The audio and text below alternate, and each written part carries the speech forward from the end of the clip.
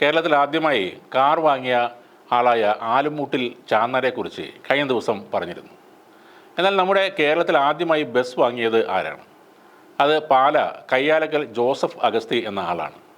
അദ്ദേഹമാണ് കേരളത്തിലെ ആദ്യ ബസ് വാങ്ങിയത്. അദ്ദേഹത്തിൻ്റെ പിതാവിൻ്റെ സഹോദരനായ ശ്രീ അഗസ്തി മത്തായി കയ്യാലക്കൽ നൽകിയ 1000 പൊൻപണം കൊണ്ട് 1910 ആദ്യത്തെ ബസ് വാങ്ങുന്നത്.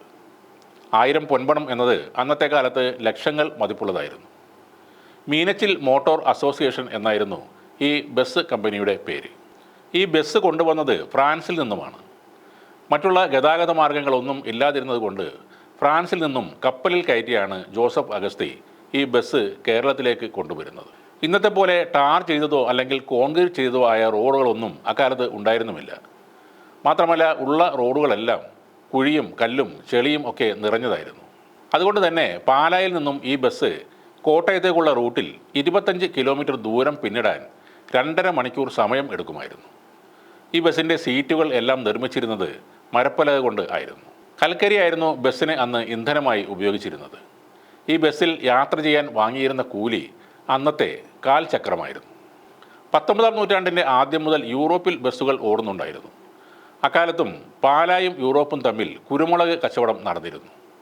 യൂറോപ്പിൽ നിന്ന് ധാരാളം ആളുകൾ കേരളത്തിലേക്ക് പാലായിലേക്ക് കുരുമുളക് വാങ്ങിക്കാൻ വേണ്ടി വരുമായിരുന്നു. അവരിൽ നിന്നാണ് യൂറോപ്പിലുള്ള ഈ ബസ്സിനെ കുറിച്ച് ജോസഫ് അഗസ്തി മനസ്സിലാക്കുന്നത്.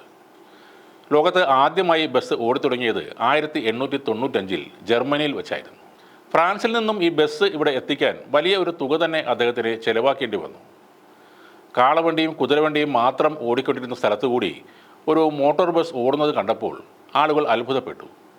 കേരളത്തിൻ്റെ എല്ലാ ഭാഗത്തു നിന്നും ഈ ബസ് കാണുവാൻ വേണ്ടി മാത്രം ആളുകൾ പാലായിലേക്ക് വന്നിരുന്നു. ഈ ജോസഫ് അഗസ്തി എന്നയാൾ നിസ്സാരക്കാരനായിരുന്നില്ല. 1927 അദ്ദേഹം സ്ഥാപിച്ച ധനകാര്യ സ്ഥാപനമാണ് പാല സെൻട്രൽ ബാങ്ക് എന്നത്. പണ്ട് ഇന്ത്യയിലെ ഷെഡ്യൂൾ ചെയ്ത 94 ബാങ്കുകളിൽ 17-ാം സ്ഥാനത്തായിരുന്നു പാല സെൻട്രൽ ബാങ്കിൻ്റെ സ്ഥാനം. ഉത്തരേന്ത്യൻ ബാങ്കുകൾ ഡൽഹിയിൽ അവരുടെ ബ്രാഞ്ചുകൾ തുടങ്ങുന്നതിന് മുൻപ് 1932 ഡൽഹിയിൽ ബ്രാഞ്ച് തുറന്നവരാണ് പാല സെൻട്രൽ ബാങ്ക്. പതിവ് പോലെ നോർത്ത് ഇന്ത്യക്കാരുടെ വെറുപ്പിനും എതിർപ്പിനും പാത്രമായി മാറുകയായിരുന്നു കേരളത്തിൻ്റെ സ്വന്തം പാല സെൻട്രൽ ബാങ്ക്.